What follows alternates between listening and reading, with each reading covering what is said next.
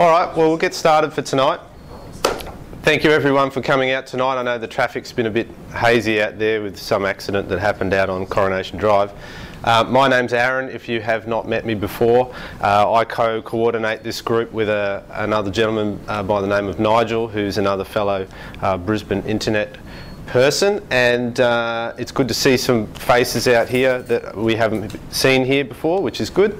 I'll just ask if you could switch your phones on to silent if you could, so that we don't get distracted. And also, if you've got any questions, just write them down on a little notepad or just keep them till the end and we'll go. I've got a bank of time to put aside to questions at the end and we can deal with them all then, okay? So we'll just rip through the slides, do some questions, and I want to try and have a bit of a mingle afterwards. So we'll get through the presentation, probably about half an hour or so, do some questions for probably another 20 minutes or so, and then we might just have a mingle, or you can go, whatever you choose. But what we're going to talk about tonight is how to outsource your internet business. So first of all, I'd like to find out who's currently outsourcing any of their business online. Oh, quite a few. 1, 2, 3, 4. Quite a few. That's great. So for the others, we're going to touch on the basics, do a bit of a show and tell as well. I always like to do a bit of show and tell with my talks, and give you the quick steps to get started. So if you haven't actually done any outsourcing before, I'll give you the quick tips on how to get going, the best way forward without wasting too much of your time. So I'm not as snazzy with my slides as if for those who were here last week, last presentation, Andrew gave a presentation there on buying and selling websites with a beautiful slide deck full of animations. You won't see that here tonight. It's just basic PowerPoint from me. So let's hope that the content stacks up. Right, so I've just got some basic points here that I wanted to cover. Well, obviously you understand the concept behind outsourcing. It's using other people's talents, leveraging their time instead of leveraging your time. Of course, you've only got X amount of time in the day. You can't do everything, and also you're not good at everything. And this is what I've come to understand over the years of doing internet business, is that you can't be great. And when I say great, I mean great at everything. You might be good at some things, and you should stick with what you're great at and let other people do what they're great at too. I've got a note here, outsourcing versus outtasking. So tonight's talk is going to be on outsourcing versus rather than outtasking. So outtasking is, I've got an ebook cover that I want to make. That's a task. You would then send that off to someone to do. That's a task. So that's outtasking. If you want to say, I need a graphics person and I need them for 10 hours a week, that's outsourcing. So you're actually hiring someone on an ongoing basis rather than for a small project. So we're talking outsourcing tonight rather than outtasking, because outtasking is very similar, but it's just very, very segmented. Just for a particular task, job done, and then you go and find someone else to do the next one, or they may do it for you as well.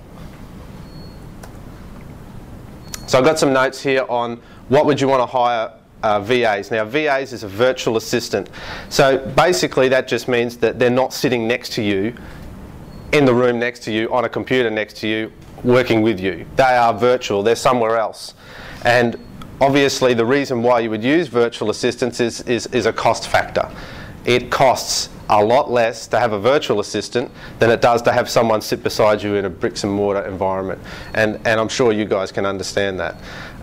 So I've run through some basic tasks for what you might need requirements for from an internet business point of view. So we've got data entry, which is very basic level. Article and directory submissions, social bookmarking, and I've got there sort of $1 an hour and up. And that's utilising resources from perhaps the Philippines, India, or other foreign countries, rather than Australia, US, or Europe. Writing content's another big one that you can get people to do. So local, latent semantic indexing content, that's just a fancy SEO term for writing content in a particular manner. And rewriting existing content. You might buy a pack of private label rights articles. You might buy a pack of 30 articles on the internet for $10. While they're great, I wouldn't use any of them straight out of the box. I would have my guys either rewrite them or take bits and pieces from them, mash them together and make better content. And rewriting them especially, because usually they are CRAP. So spinning content, that's another one there. And the spinning content basically means I have an article and I convert several key phrases within that article and offer other options for those keywords. Actually just met someone here tonight, James, is it? Yeah, actually has created some spinning software which does just that. So you would write an article and you would put in some sort of code, you'd put the lazy brown dog, and instead of the lazy brown dog it might be the slack brown dog or something, and then slack and lazy are the terms that the software can spin around. So you might do 300 different changes in an article and it might pop out, I don't know, 500 or so different articles. Is that sort of basically what it is? Yeah. So it's a way of getting one article into many articles by just turning some keywords around in that article. So it still makes sense. It's got to make sense, otherwise what's the point? It's got to read well and still make sense. Or you can have them write straight original content. So they go off, do their research, which is the most time consuming one. They go off, do their research and come up with their own original content. Good writers, hard to find. If you're going to be doing through places like the Philippines or other foreign countries. I'm fortunate in that I have done lots of sifting, and so I have found someone who's been with me for about 1.5 years, coming on to 2 years. So, and this I've just put a dollar sort of figure of $5 and up, sort of as a guide for you. These are not all rock solid guides, these are just approximate guides to give you an idea of pricing for different jobs. So you've got designers, web designers and graphic designers. My tips are that if they're a good graphic designer, they'll have lots of sites in their portfolio for you to have a look at.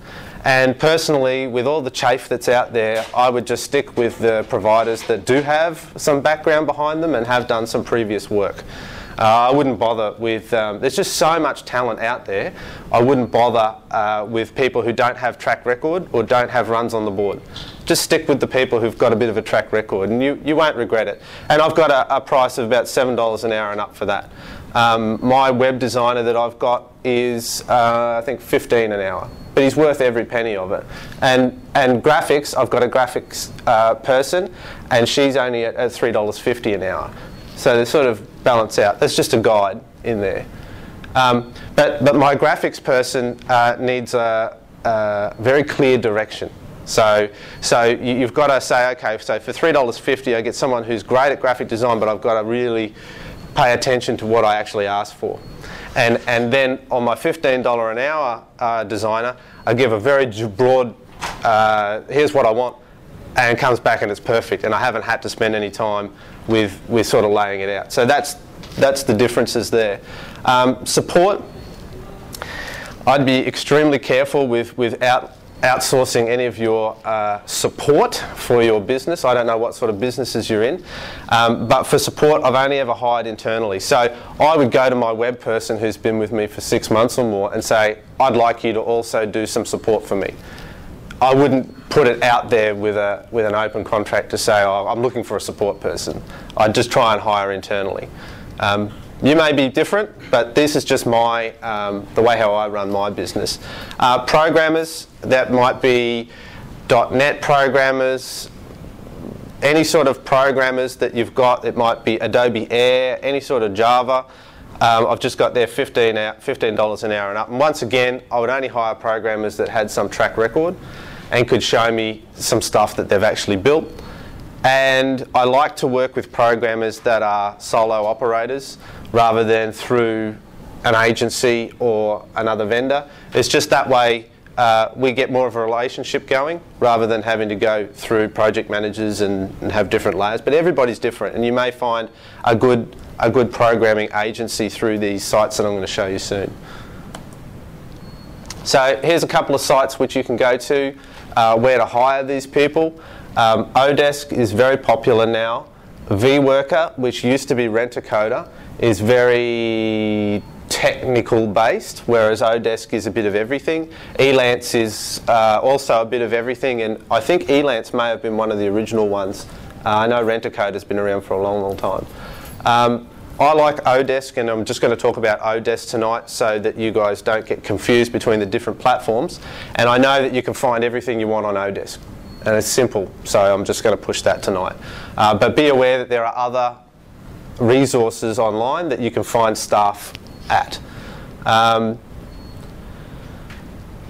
These are all offshore people, overseas talent. Of course, you can get onto Odesk, and there are Australians on Odesk that have their services on offer on Odesk. You can specify in a job description that you put up when you're looking for staff that you only want to have certain regions. You may only want staff from Australia, which is great. You may only want staff from the US. I like to keep my job applications open to everybody, and then I can just sift out the ones, because you never know, you may find someone in Australia who can do the job at a decent price, who may be a stay-at-home parent who's looking for some other sort of income, or whatever sort of job environment that you're looking for. You never know. So I just keep my options open and keep all my job descriptions open. It is slightly different to hiring locally in that they're not here, obviously. You've got to communicate with them in a way that they want to be communicated with. So you're really talking about emails, instant messaging, Skype, and the good old telephone. Whether or not they're prepared to, it really works in with how you want to work. If you're a telephone person, Skype's probably your next thing to a telephone that you'll get most benefit out of in communicating with people outside of the country. But I know how I work is very much email based. So I'll shoot off a description of where I'm at and what I need, and they'll deal with it via email and shoot it back via email. And I get my reports that way. I just prefer that I have a history then. But when I'm doing initially hiring processes, I always get onto Skype and I try and talk to them. Because you can tell a lot when you talk to someone, as you know. We're having a conversation now. You can tell a lot about me just by how we're talking. And so if you're just hiding behind instant messaging or email, how do you know? You really don't know who that person is. So I try and get onto Skype and have a quick chat. It doesn't have to be long, 2-minute chat, and you can find out a lot of information in 2 minutes. So that's just another tip there. Here's how I hire people. So using Odesk, I'll just give a little preface to this. Using Odesk, it's a very simple method of hiring. You log in, you create an account on Odesk, and you post a job. It's as simple as that. That's how you get started. Create an account on Odesk and create a job. So I go through, I've got a company set up here and I go through here, but it's very simple. Create an account on Odesk and then click post a job, and you simply select your category of the person who you're after. So you'll know who you're after. Do I need a web person? Do I need some software done? Do I need some writing done? Maybe some administrative tasks, some data entry, graphic design. You know, they've got everyone who you could poke a stick at on this site here. So say I wanted someone from writing. I could say I'd like to have some blog or article writing. So there's quite a selection of different writing styles there that you can see. And so blog and article writing, and you just come up with a title. And it might be as simple as, you know, you might do part-time content writer and leave it at that. And then in the description, you start to specify what it is that you want. So you'd say, I'm after someone for 10 hours or 20 hours a week to do X, Y, and Z. And then what will happen is that that'll get posted. You can pick hourly or fixed price. My guys are hourly. I prefer that. That way they know that no matter what happens, they do the time they're going to get paid. Whether I change my mind, change whatever, if they're working, they book their hours, they're going to get paid. You can set an estimated duration. I just have ongoing. Or if it's a small job, you might just hire them on a contract basis for a finite time. I always recommend when you get started to start small. So you might limit someone to, okay, let's just see how this is going to go, see what sort of result I'm going to get. And the good news is it really doesn't matter what you pick, because you can always terminate a contract. Always terminate a contract. So that's the difference between local hiring and offshore hiring. Offshore hiring, they're contractors that come through you. So they deal with their own super, they deal with their own tax, they deal with their own issues. All you're doing is hiring them for either a project or an hourly rate, and that's it. If you need to get rid of them for whatever reason, then you can terminate. And you don't have to give 2 weeks notice. I mean, you can if you want, but it just depends what sort of a person you are. But basically, I don't give any sort of notice. If they're not doing what they want to do for me, or what I deem they need to do for me, then they're gone. As simple as that, and I terminate their contract. And that's it. They'll get paid for the work they've done, which is fair enough. And if they're not working out, then there's plenty of other talent out there that you can then come back in and start the process again. So you can give them an estimated workload. So as needed, less than 10 hours a week, or part-time or full-time. So I suggest you ramp up. Start small, ramp up. You can change the contract at any stage. You can change the rates at any stage. You can give them bonuses. You can do all sorts of crazy stuff. And then simply make it public, and then post the job. There are some advanced options down here. It lets you filter out who can then submit their application to your job description. Personally, I leave everything open. I want to see everyone who's coming in, cast a wide net, and then from there you start whittling them down. So the way I do that, so I'll flick back. I like to try and interview 10. Whenever I put a job description up, say for instance for a content writer, I'll usually get about 60 to 70 applicants. So from that, you've then got to sift through those and find out the type of person that you're after. You may prefer male to female, you may prefer having X amount of hours that they've worked, and you can tell all that from Odesk, because it will tell you this person has worked 1,250 hours for other people. Okay, well, that's pretty good. They might be okay. They've done a fair bit of time. They must be half decent, otherwise they wouldn't have accumulated that amount of time. And you can go through, check out their rates, see what rates they charged on previous jobs.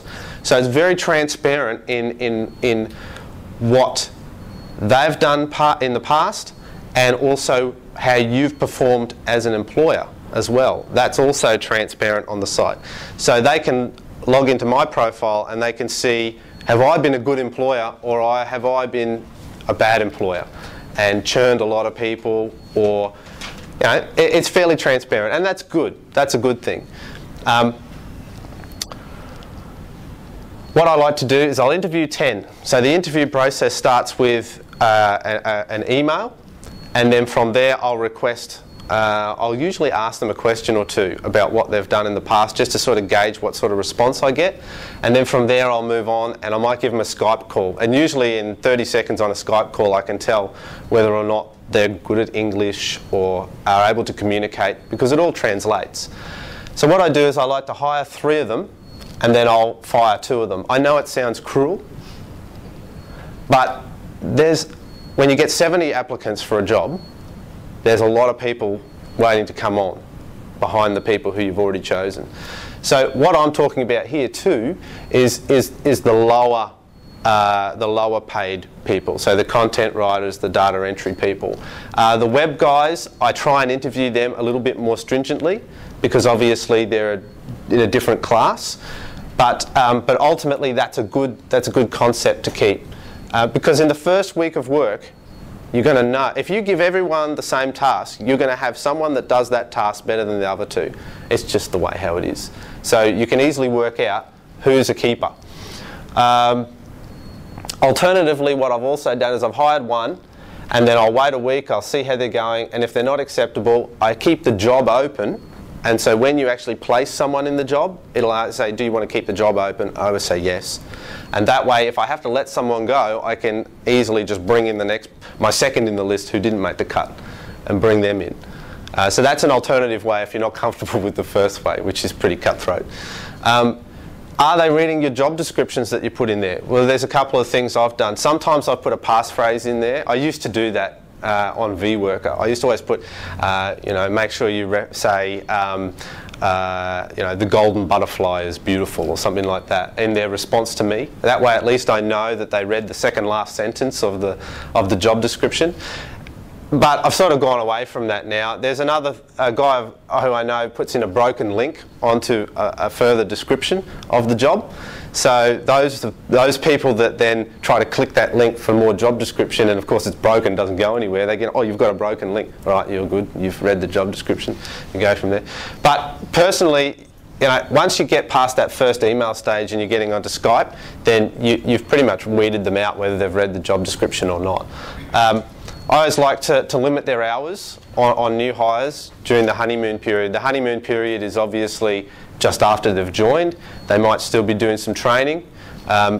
Limiting their hours so that you can keep an eye on what they're up to. It's unfortunate in that you would have to do that, but you know, if you had someone sitting there in your office, sitting next to you, you'd be able to at least see what they get up to through the day. With a virtual assistant, you can't. But you can, but not as you could when they're sitting right next to you. So what I like to do is I sort by the highest reviews and then by the hourly wage. So when you get your 70 or X amount of people who respond to your advertisement, that's essentially what you're doing. You're putting a job advertisement up on these job boards that have a lot of people who are watching. They'll see the ad and they'll then respond. I like to sort by that so I can see what's going on. I want to see who's got the highest reviews, who's worked the longest. And I don't necessarily mind if they're expensive. I always pick usually between the mid and the high. I don't pick the low. And never ever pick anyone that doesn't have hours. It's just not worth it because there's too many people who do have some track record to have to work out the kinks with someone new in the system. I want someone who knows how to use Odesk, who knows how to track their time, who knows what it is that we're actually trying to do here rather than start with someone green. They may be fantastic. They may have done a heap of work on VWorker and they've just decided, oh, I'm going to switch to Odesk. Hey, that's great. Get some time up and then I'll have a look at it. But until then, I just stick with the ones that do. I like to give everyone the same quick task to do when they first come on, and that way I've got a standardised way of seeing who can do it. So if it's a graphics person, I'll bring 2 graphics people on, I'll give them the same box artwork and say, build me a box. One will be crap and the other one will be decent, and I'll go, there you go, boom. Someone's used their initiative, given me some nice graphic art on a box. It's a simple ebook box. Everyone had the same job description. There's the book, there's the website, work it out, give me a box. One's no good, one's good, there's the answer. So it's a very easy way to work it out. And that's it, I just keep the one that does the best. I always just keep the one that does the best. People leave and you also kick them out, but it's just like life. It's just like normal business here in what you'd have in your bricks and mortar business. So firing. Yeah, I mean you can fire anyone for a multitude of reasons. And I've listed a few up here that have happened to me. Lackluster reports and bad communication, they just stopped working. I don't know why. Slacking off while on the clock.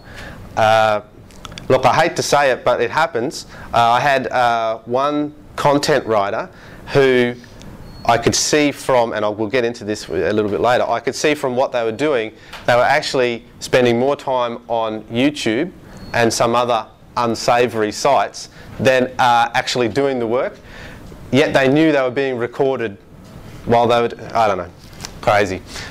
You might just be really slow. Look, I've had it where they're just so slow, and yeah, they're only working for $3 or $5 an hour, but when you've got someone else working for $3 or $5 an hour that's 3 times the speed, it's not right. It's just not right. Not reaching your targets and your expectations. Just terminate the contract. Just terminate the contract. You'll get used to it. Assuming that the problem isn't you. And this is the other thing too, because if you're an employer that doesn't want to help your employees, then the problem may not be with the employees, it may be with you.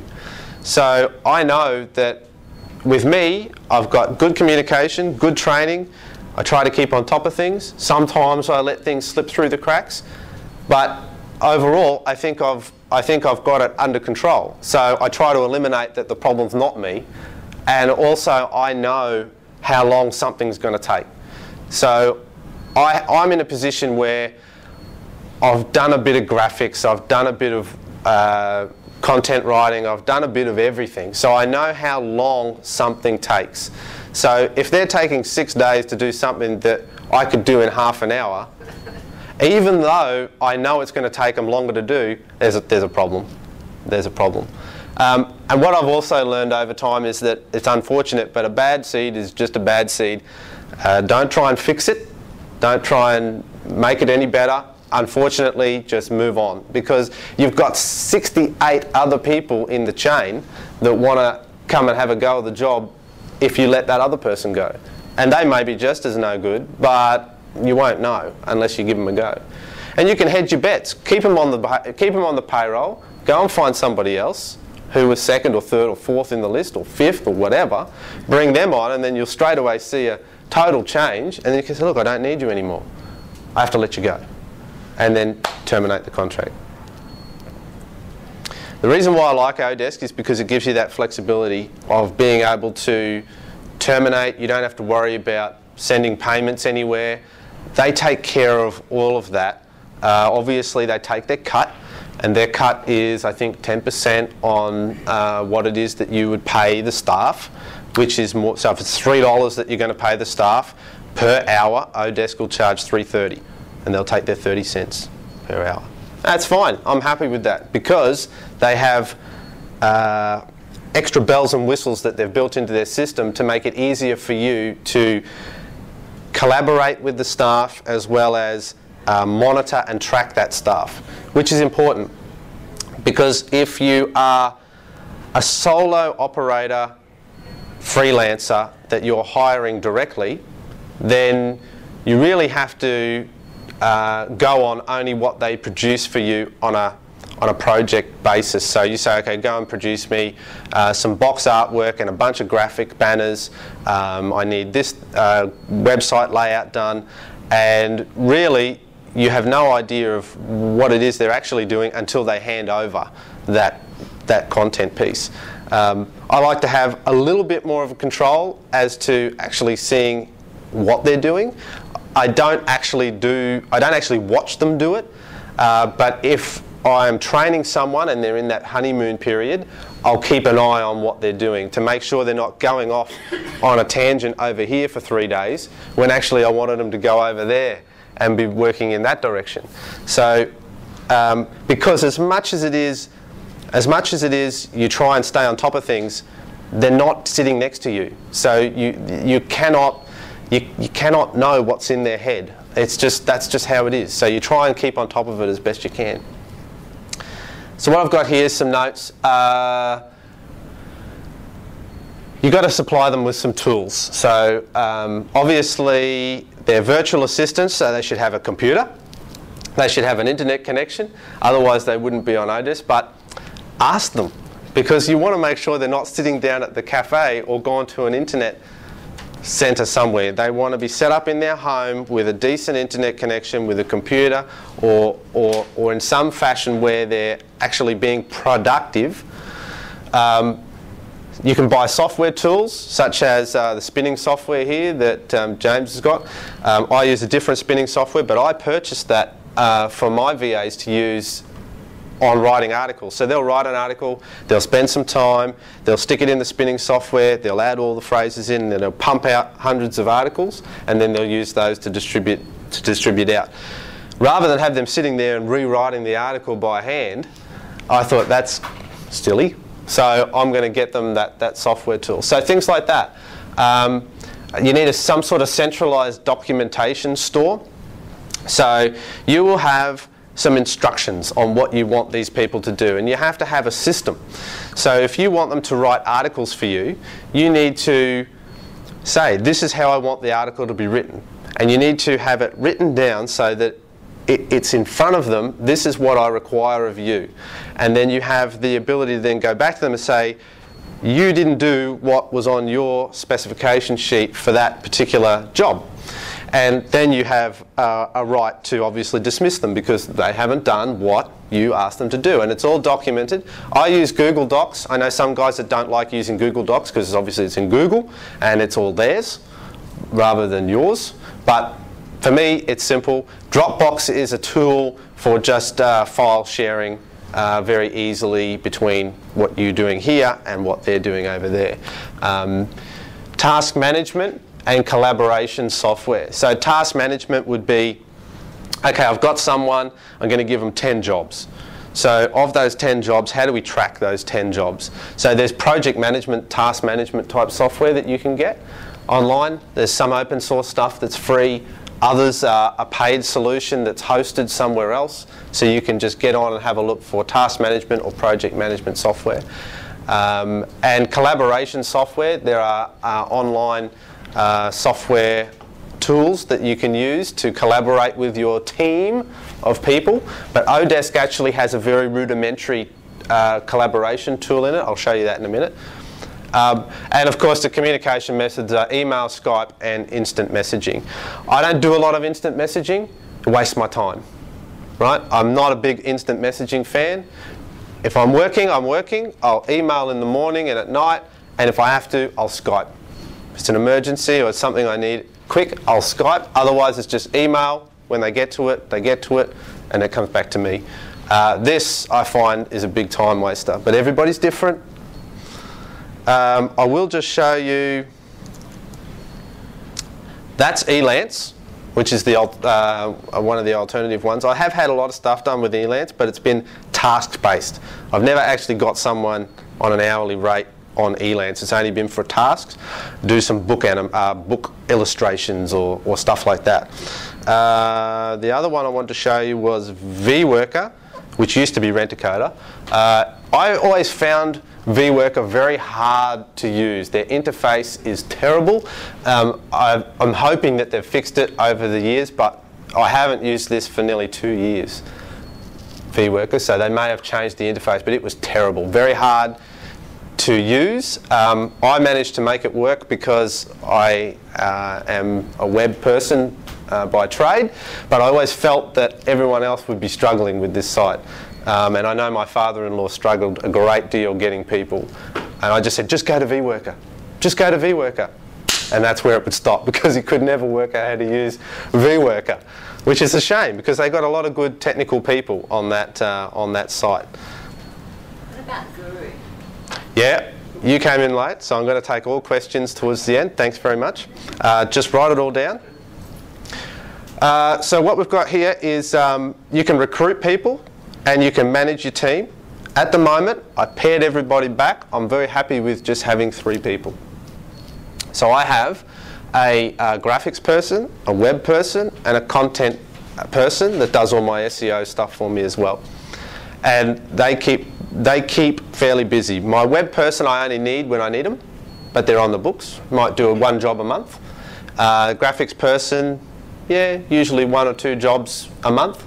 And the content writer and SEO person is just working round the clock.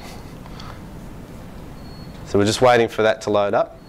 But it's a very simple system. You post your job, filter through the people.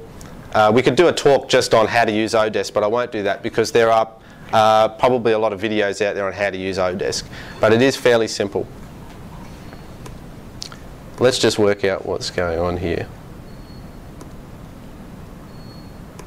Optus. Yeah. Watch the video.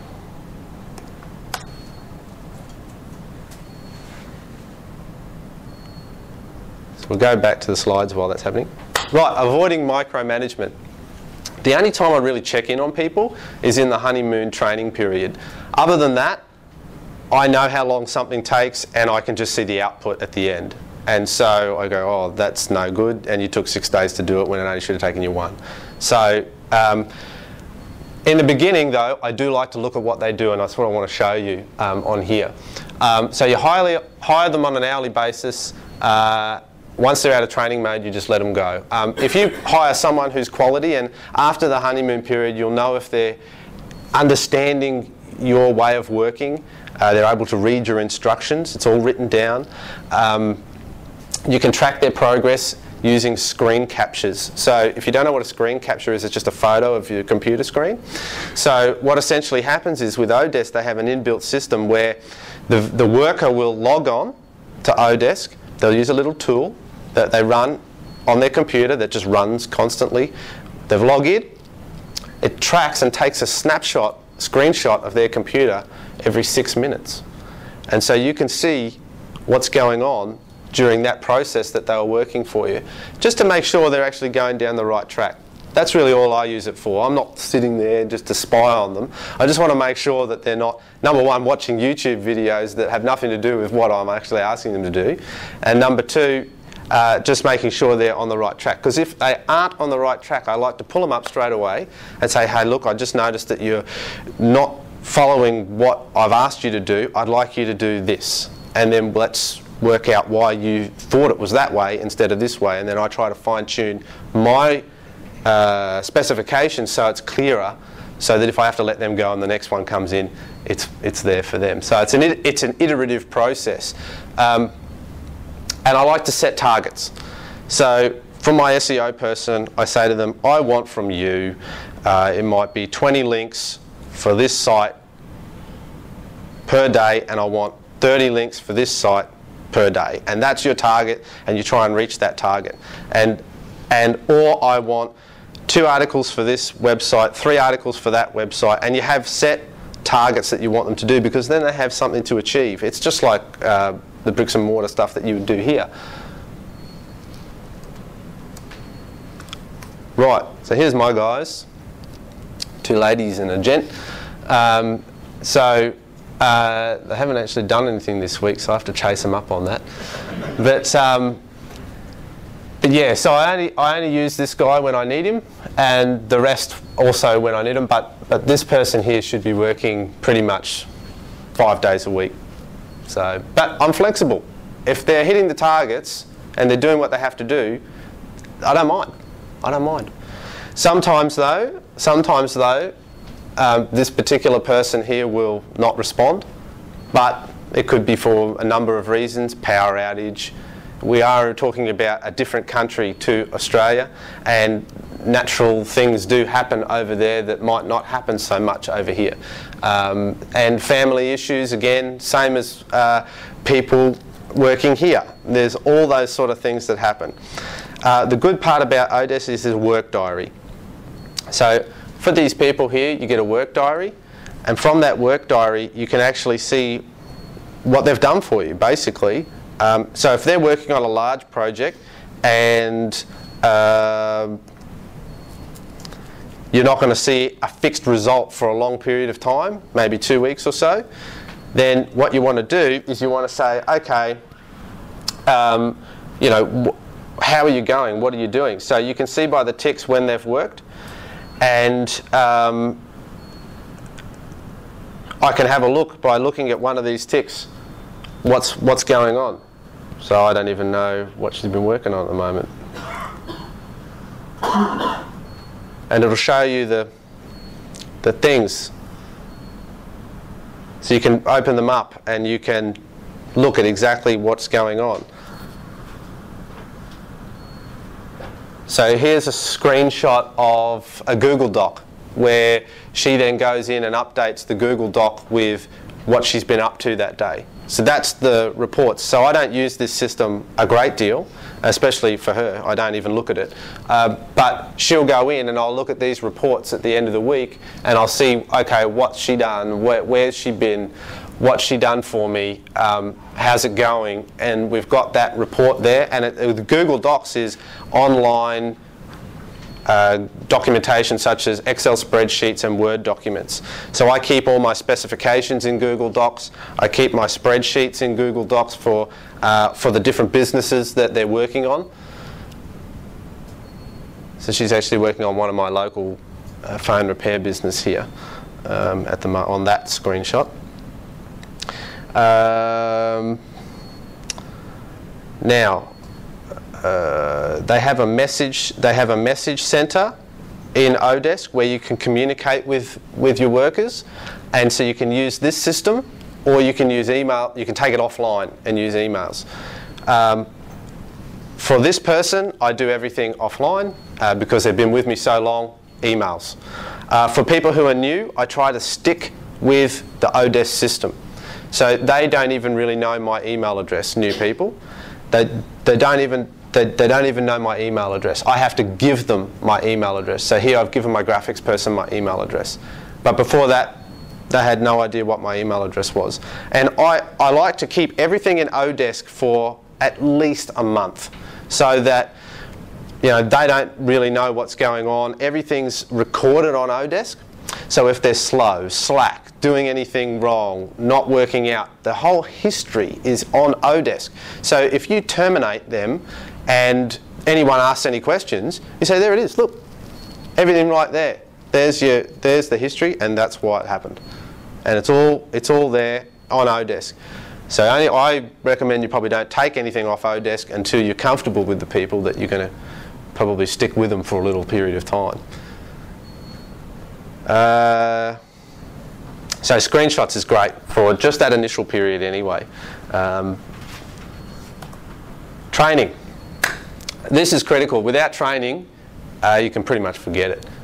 Because these guys are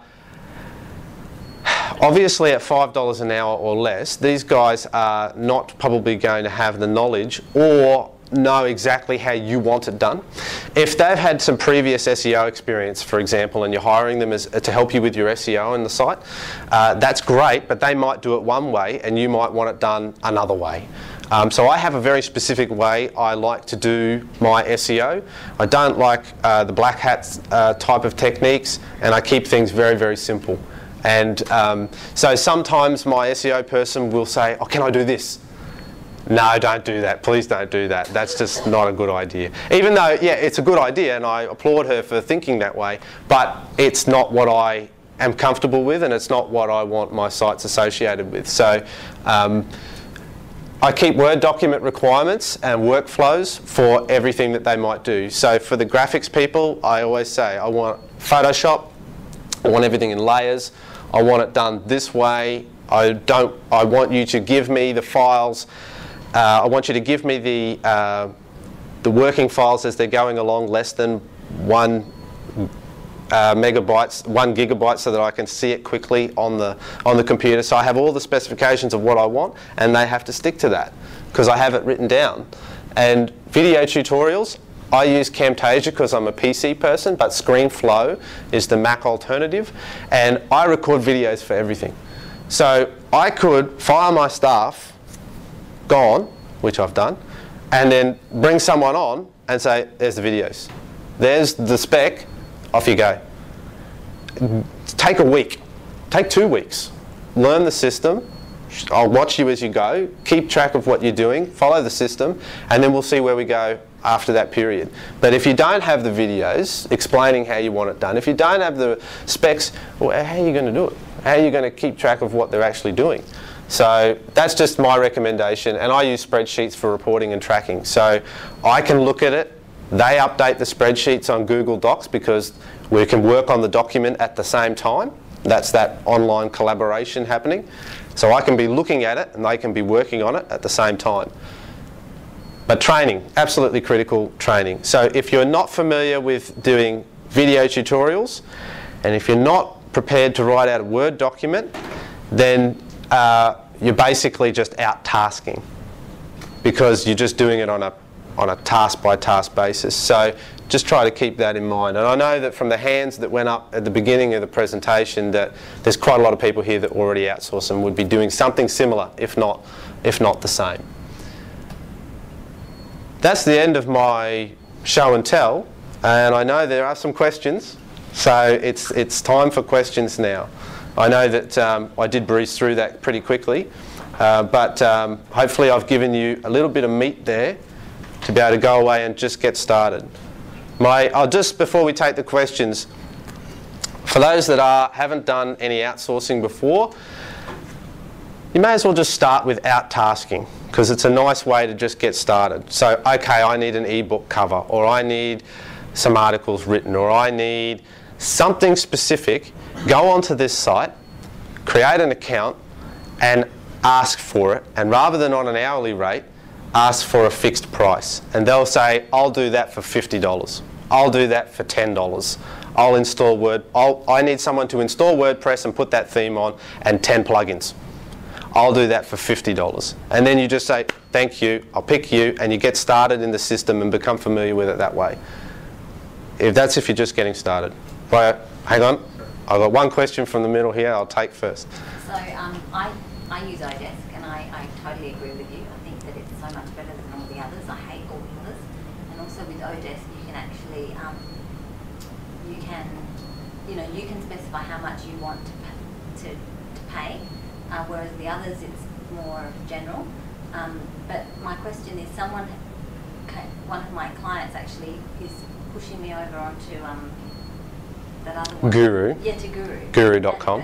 Have you had experience with Guru? No, never used it, but they're all the same. Anyway, I think it's a piece of crap. Well, they're all job boards. So the question was, I'll repeat it for the video. Have you tried Guru.com? No, I haven't. I'm happy with the tools that I use here, and it's just another job board. If you want someone specifically from the Philippines, for example, there are job boards for each country. So if you wanted someone specifically from the Philippines, I think it's bestjobs.ph. I don't have it written down here, bestjobs.ph, and that's a specific board for that country where Filipino workers will go to that board if they're not on Odesk. But I just prefer having the overarching safeguard, I'll use that word, of using Odesk. I will state too that I have a software guy who's on payroll. He's just me and him. It's not through Odesk, it's just a private arrangement. And I found him through vWorker probably about 4 years ago. And we went off vWorker, and now we're just private. So I've got 4 software applications that I've produced over the years, and he has rebuilt them all from scratch for me over that time. And I'm just releasing another one now, and he's produced that one for me as well. And that's all offline. And I pay him using MoneyGram. So I don't know if you're familiar with MoneyGram, but he's in the European Union, and so for him the easiest way is to get money via MoneyGram. So I will, and the beauty of MoneyGram is that every 7-Eleven has a MoneyGram machine in it, and I simply go up to the machine and I put $300 or $500 or whatever it is I'm going to pay him for that set of work, and off it goes. I give that over into the 7-Eleven person, and the money just gets sent, and he picks it up at the other end at whatever MoneyGram office that he's got down the road, and he's happy and I'm happy, and that's just how it works. But I've been fortunate enough to find someone who's very, very good, and his rate, just so you get an approximate, is $30 an hour. But for a software person who I just say this is what I want and up it comes, that's gold, because otherwise you're just spinning around and around and around and around. But now I've got off topic there, so I hope I've answered that question. Hang on, we have one more just in the front. Oh, you kind of answered mine. What? Got it? James? Have you ever hired like weekly or monthly rather than hourly? No, I haven't. No, I've either out-tasked, so I've either had a fixed price project, so I'll say, okay, let's go, $100. Or it's just hourly. Yeah, I've never done it any other way. I've just got a guy on monthly at the moment. He's pretty good. He's one of those Filipino ones you talked about, online jobs. Okay, okay, so yeah, so I'll just repeat that for the record, that there are other methods of payment rather than hourly. It's just a monthly retainer. Is it a retainer? It's just a pay per month. Yeah. Start off weekly and then switch to monthly after the first month. Yeah. So with bestjobs.ph, and you're dealing with these people independently, and so yeah, you don't have any collaboration. You might have collaboration tools you use, but not tracking or anything like that. No.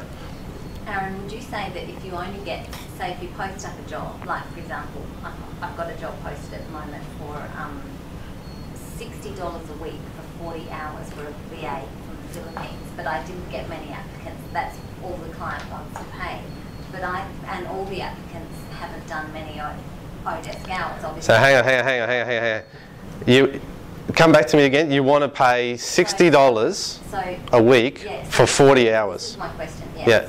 If you don't get many applicants, like 60 or 70, like you were talking about before, obviously that means... I don't put a price limit I don't put a price. I just say, give me everything you got. Yeah. Okay. Right? And then I'll go $1, $25. Where am I at? What's their skill base? What's their history? Yeah, because if you put limits on it, you're getting all the bottom feeders, and they're crap anyway. So, you know, and also that's very cheap, and you're going to get crap. So, yeah. Yeah, but you've got to sort through the chaff. You really do. But anyway, yep. Oh yeah, you talked about taking people off Odesk and off things. I guess that means that eventually you come to the stage where the commission starts to become a bit of a drag, and you. No. That's not what you mean? Okay, the question is, does the commission from Odesk bother me? Yeah. At the 10%? Not at all. What do you mean by taking them off Odesk? Okay, so say for instance, okay, so for my web developer, not my web developer, for my software developer, who we were doing jobs on Odesk together, yeah. I didn't want to use vWorker. I didn't want to use vWorker anymore, and he was very trustworthy. I just realised that over working with him over so long that he was very trustworthy. So then I can just say, okay, go and do this. He does it, right? $300. There you go. Go and do this. Okay, another hourly thing. He's on an hourly retainer basically, and then when it accumulates up to whatever, then I go and pay it. So I guess what you mean is that it is possible to get a direct relationship if you want to. Yeah. I suspect Odesk and that will Oh, well, the question is, you know, if you build a relationship with someone and you want to take it off Odesk, then I'm sure Odesk isn't going to like that because they're now losing the commission. But at the same time, you know, it's what you arrange with them. Odesk doesn't really have anything to do with it. So if you want the structure of Odesk, you pay for it, and if you don't, you don't. It's only 10%. So that's an incentive for Odesk to keep on providing value-add services so that you stay there. Not for that relationship, but because of the extras that they offer, protection, all sorts of things. Yeah. Andrew. Odesk do say in their terms and conditions they'll come after you if you take people you met on Odesk. I don't know how that. I'm sure they do. I'm sure they do say that. Yeah. It's a weird thing to say, but. And I'm fortunate in that I haven't done that yet. No. The other thing is, have you ever been tempted to search for people if you have a very specialised skill? Absolutely. Approach them directly. Okay, so the question is, can you search for people? So the answer is yes. So rather than put up a broad job description and just take everybody under the sun, you can actually type in some search criteria into Odesk and say, I'm looking for this type of person. And I'll just go back to the recruit section. And then you can sort through and actually look through those contractors who are there, those freelancers who are there, and go, wow, 2,500 hours SEO, they've done everything I want them to do, they know everything, they can just step straight in and just go. I just have to tell them how I want it done. Yes, you can do it that way. And that's over here, find contractors, browse by category or punch in a keyword, and off you go. Have you found it's been... I have done it a couple of times, but look, you know, it's up to you how you want to drive it. And if you go in and have a play, you'll find a method that works for you. Up the back? I'm pretty sure Odesk's terms and conditions handle the intellectual property over to you, but all sites do that, you know, consistently, so that whatever, whoever it is, say you get a software developer or someone like that, how do you know that you actually own the intellectual property and what they write? Yeah, all right, so I'll just repeat the question. The question is about intellectual property for your whatever you're getting them to do. It might be graphics, web, software, anything. Well, the answer is Odesk really have nothing to do with it. Odesk is just a conduit between you and the worker. You have your own terms and conditions you impose on them? Yeah, well, basically, I'm paying for something. I expect the intellectual property to come to me. I don't actually have anything in paper for that, but essentially my understanding is that that's the case. I may be wrong. No, it's not. I may be wrong. The default position is that the developer or whoever creates something will own it, unless you've got something in writing that says otherwise, or some agreement that says otherwise. I think that Odesk's terms say something about it, but I'm not sure. I haven't read it. Well, to tell you the truth, I don't know. I haven't had to deal with any of that sort of stuff. I guess I've been fortunate in that I basically pay for something, then it becomes mine. So maybe I'm wrong. I don't know. On vWorker, they have little checkboxes for intellectual property. Yes, vWorker is different because vWorker is primarily from a technical point of view where there were software and coders. That's what used to be called rent-a-coder, and you're dead right. That was a tick box in there that once I've paid the money, everything is then assigned, intellectual property is then assigned to me. But you're right, I haven't even looked into that with Odesk. So, Aaron, do you have much experience with hiring Chinese, like virtual assistants? And nothing from China. that many on Odesk? There are a few. I have no idea. I don't hire anyone from China. It's either Philippines or it's Europe. James. I just had a bit of a chat with my accountant the other day. Some funny implications with hiring someone as a contractor versus an employee. Mm-hmm. Do you know about that? And how do you Well, I can't give any sort of legal or accounting advice, and I'll just state that for the record.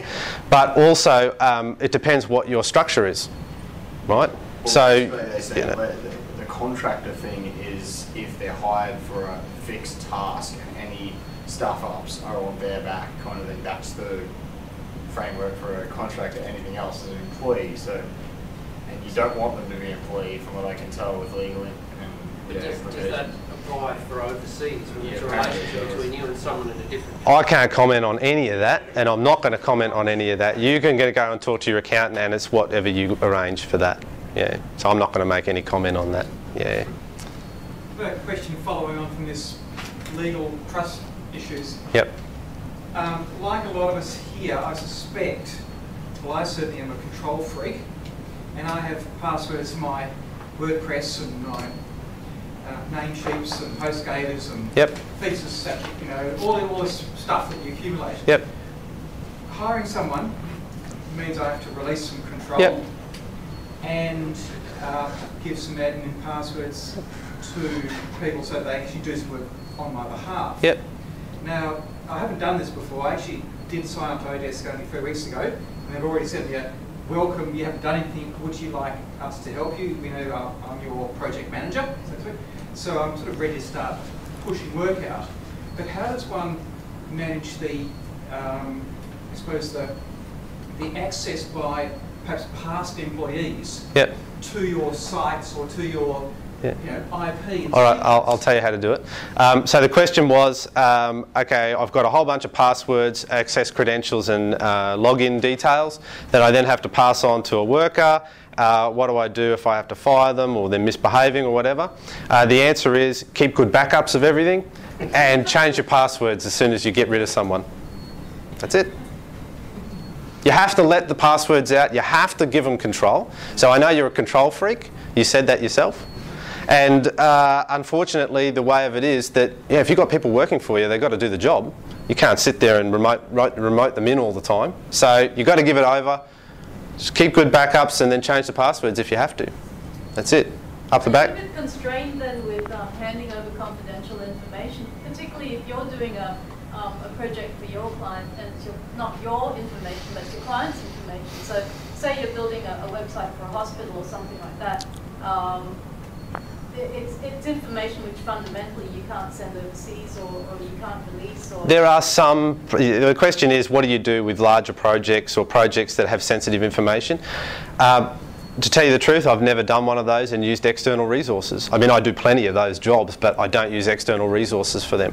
So I can't really give you any information on that. Aaron, do you give credit card? Like, say I wanted someone to, like if I've got someone to help me, I would need to, I deal with clients' credit cards and things like that, so I've never handed that information over because I'm too worried.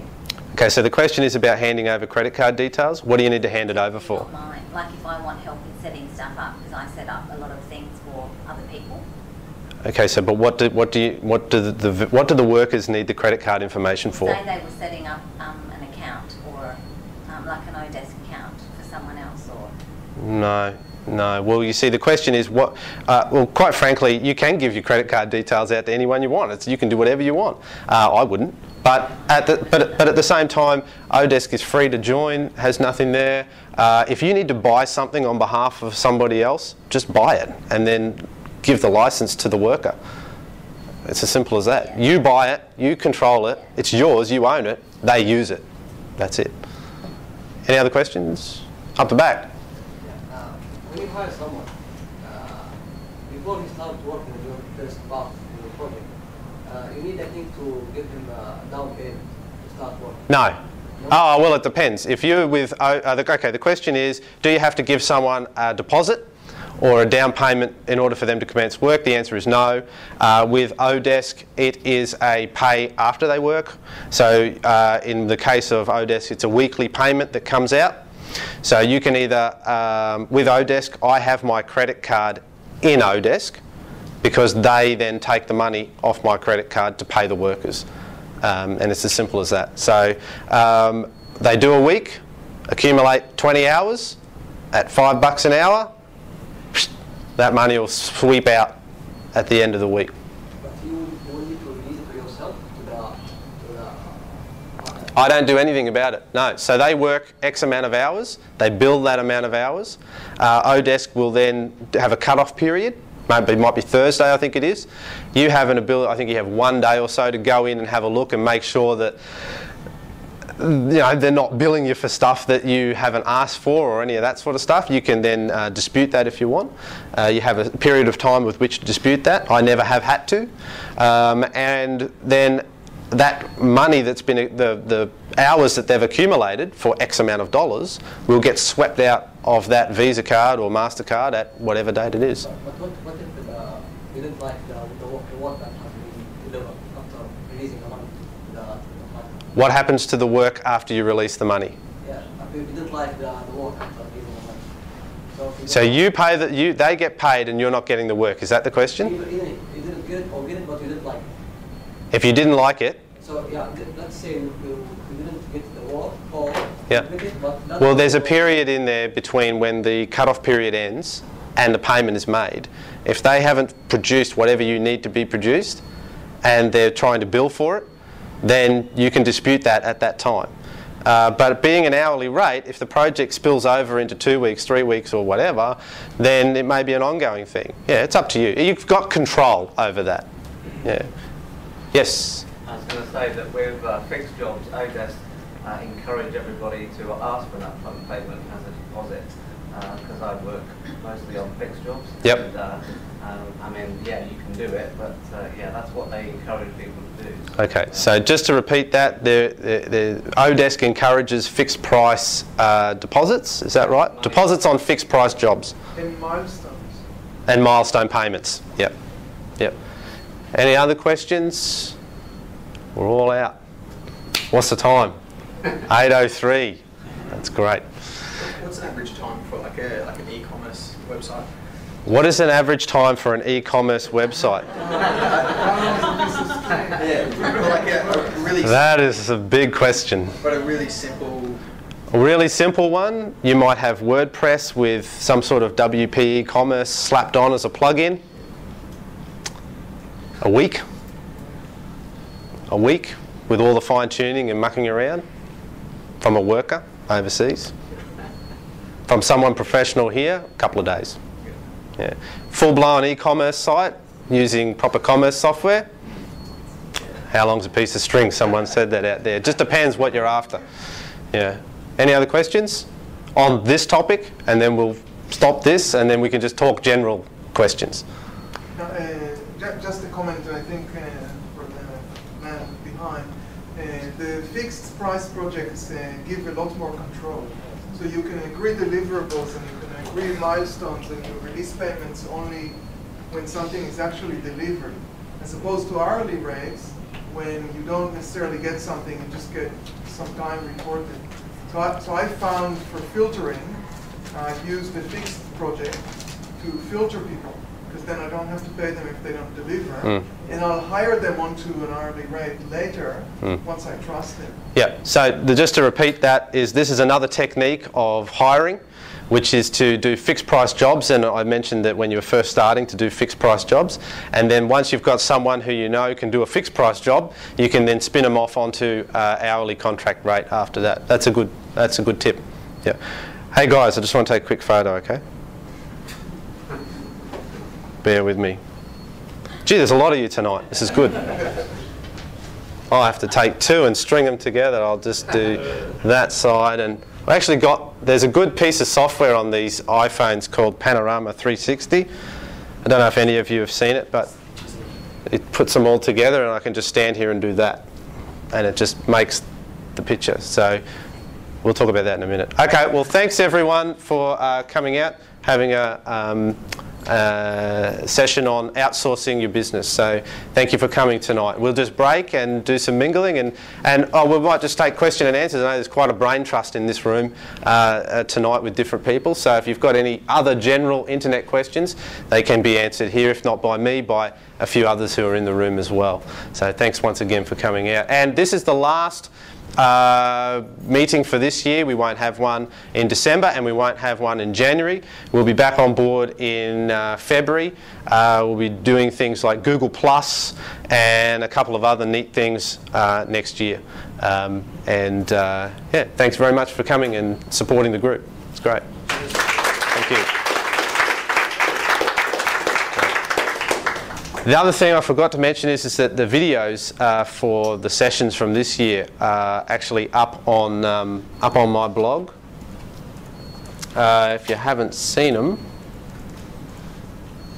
where's my sheet? So if you go there, netrospect.com.au, go to the blog, and the videos from previous sessions are on there. Some of them are quite long. I know Andrew's was 1.5 hours. That was a bit of a stretch, but you can't pack that much information in half an hour. So, and others are about an hour long. But grab a drink before you watch them. But they're good, if I do say so myself. All right, I'll stop the video and we'll just do some questions.